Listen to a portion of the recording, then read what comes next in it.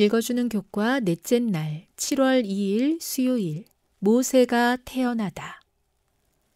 출애굽기 2장 1에서 10절을 읽어보라. 모세의 출생에서 하나님의 섭리와 보호하심은 어떤 역할을 했는가? 모세의 출생과 생애에 대한 역사적 배경은 흥미진진하다.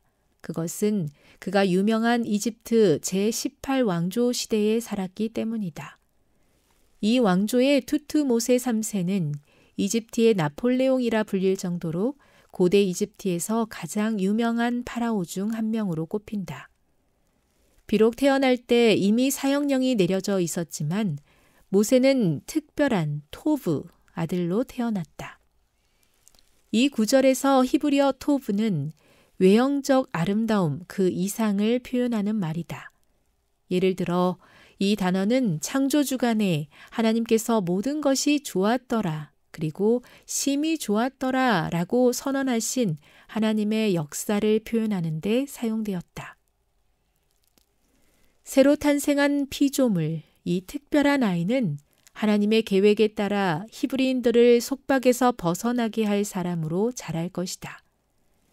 이 아기가 태어난 때, 특별히 그처럼 끔찍한 상황에서 누가 그의 미래를 상상이나 할 수 있었겠는가? 그럼에도 불구하고 하나님은 아브라함, 이삭, 야곱에게 하신 언약을 이루실 것이었다. 하나님은 그들의 후손에게 약속된 땅을 주시겠다고 언약하셨다. 그리고 하나님은 수십 년 후에 이 약속을 이루기 위해 이 특별한 아이를 사용하실 것이다. 그때가 이르기까지 모세는 이집트의 공주 합셉수트에게 아들로 입양되었다. 그에게 주어진 이름은 이집트에서 유래된 것으로 그 이름은 누구누구의 아들 또는 누구누구에서 태어난이라는 뜻을 가지고 있으며 모세 혹은 투트 모세 같은 이름에서도 같은 용법이 나타난다. 히브리어 모세로 번역되는 그의 이름은 건져내었다는 뜻이다.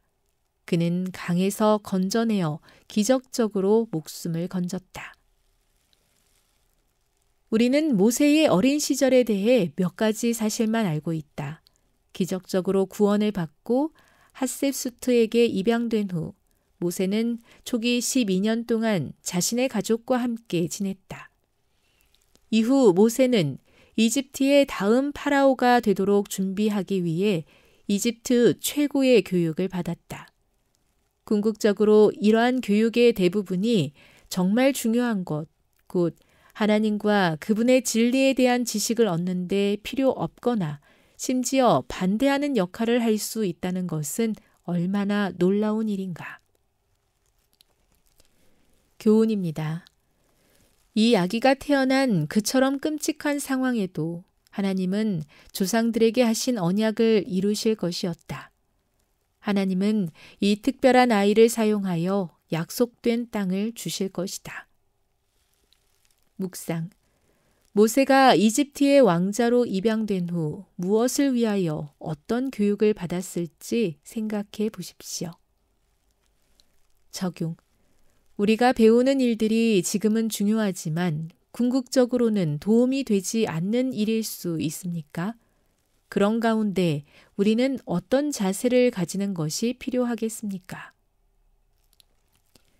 영감의 교훈입니다. 모세의 교육. 모세는 바로의 궁정에서 최고의 시민적, 군사적 훈련을 받았다. 국왕은 양아들을 후계자로 삼기로 결심했고 청년은 그의 높은 지위를 위하여 교육받았다. 모세가 애굽 사람의 학수를 다 배워 그 말과 행사가 능하더라.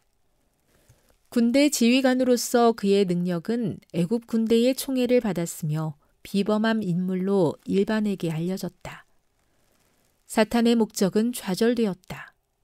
히브리인의 자녀들을 죽이라는 그 명령을 하나님은 미래의 지도자를 훈련하고 교육하는 일에 활용하셨다. 부조화 선지자 245.